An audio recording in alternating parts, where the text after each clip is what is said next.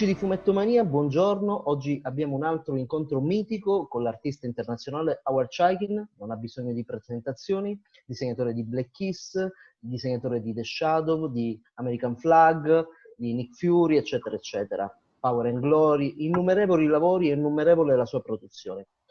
Buongiorno Howard, how are you? How are you? Good to see you, Filippo. Thank you, thank you. Okay. And allora, very much eccetera. Sì, eccetera indeed. eccetera, eccetera.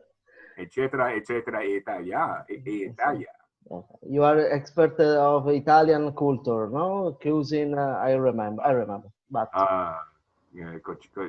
Cucina di Italiano.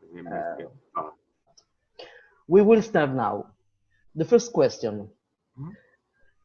Tell us about your first job experience as a comic artist, please.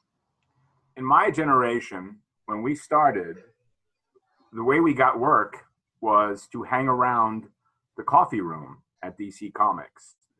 This is in the early 1970s, because you made yourself available when a job came up.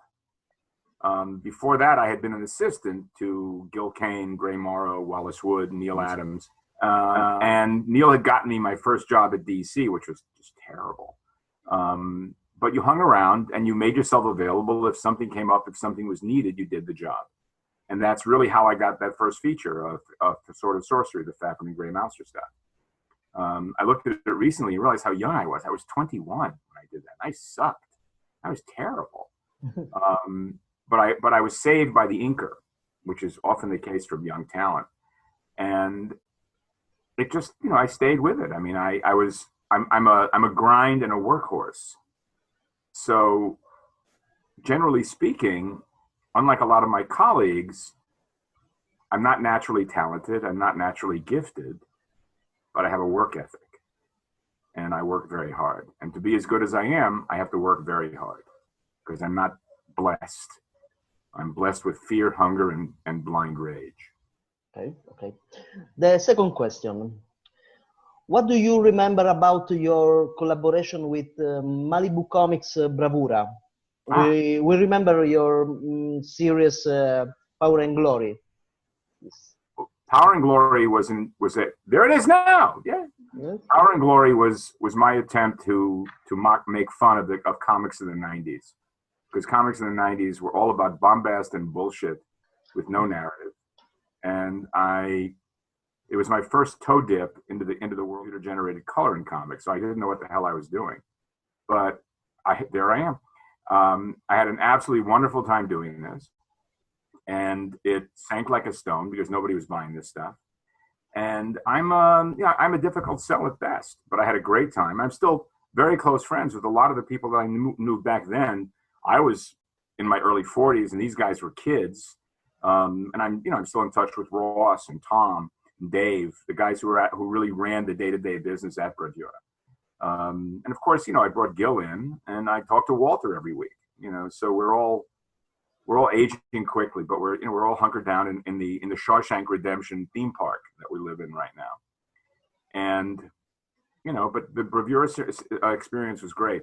The negative side was that I also had a full-time 60-hour-a-week job in television. I was working on a television series. Mm-hmm. So for about 5 months, I got by on 5 hours sleep a night, because I would get up, I would draw for 4 hours, then go into my office and spend the day working on a show. And it killed me. It gutted my body. I mean, I was a wreck. And I was grateful that I never had to do it again for a while. Which is why when I didn't do much work after that until I got fired from television and went back to comics. And my first thing when I got fired was Mighty Love. Again, still trying to, play in the superhero world without really playing in it. And I've kind of come to realize that it's not for me. I can do it okay, but it's not my first skill set. I like doing historical material, crime material, erotica. And I like playing with real things in the real world more than shit coming out of people's eyes and stuff, that kind of stuff. There you go. Okay. Thank you. What was the last comic or book or graphic novel you read?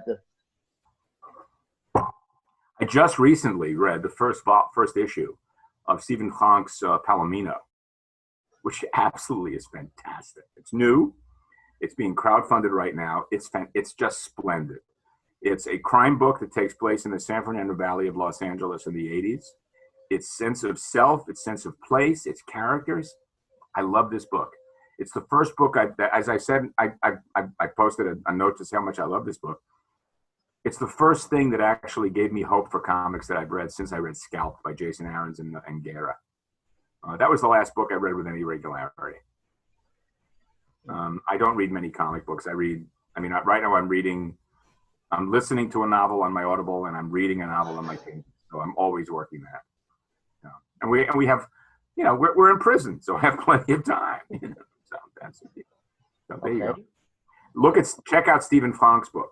You'll love it. It's great. Okay. It really is. Okay. Do you know his work? What? Do you know Stephen Frank's work? Yes. He's wonderful. I know. This book is a huge leap forward as well. It's phenomenal. What are the current or future project you are working on? Please. Well, let's see. I've delivered the final volume of Times Squared. I delivered it months ago, and we're still trying to figure out. All this is well before the current disaster. How to publish it, whether we would publish it as a separate volume, republish everything in one single volume, but it's sitting there waiting for that decision to be made. So that's done. It's complete. As I speak, right now today, I'm working on the second half of Hey Kids Comics number 10. The first 5 issues are out in the trade paperback.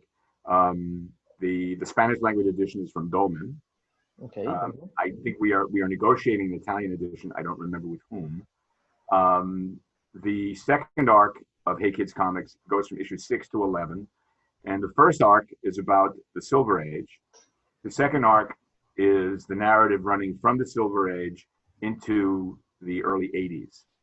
And it talks about if you've read the first arc, you know that the first arc is about the misunderstanding and the misrepresentation of the work, of people not realizing that this was the work of their life as opposed to a transitional experience. The second arc is about people who came to this world without any expectations and who have accepted the terms of the work, but also about the rise and fall, the brief life of EC Comics and its impact on my generation. The big difference between the two arcs is that the people in the first arc were all dead, and in the second arc, the characters are based on people who are very much alive. So I'm having to tiptoe in a very, very cat-like way. That's the sort of thing. I'm also working on a new project, which I can't discuss in any detail, with a writer working as an artist for a writer, even though I said I never would do this again. I was made contact with by a writer who I really love to do a kind of a hot espionage thriller, which was very intriguing. I love working with this guy, so that's going to happen. And I've got a book that I finished a couple of years ago that is just about ready to be all collated and pulled together. That is a Western that takes place in Los Angeles in the early 1900s called Sunshine Patriots. That's from Dark Horse. It's a Western fantasia about 2 former members of Roosevelt's Rough Riders who find themselves as hired guns for a Hollywood studio in 1911 to oppose the arrival of the first wave of the Sicilian mafiosi. And it's about the movie business. It's about California. And it's about the building of the American empire. And finally, on my docket, I've got a crime adventure book that I want to do that has been in my book for a while that I've finally, actually not finally, I've got 2 things. I have lots of stuff. I'm really busy. I'm going to be doing a sequel to Marked Man for an undisclosed publisher at this point. Marked Man was a book I did for Dark Horse a couple of years ago that was a contemporary crime book.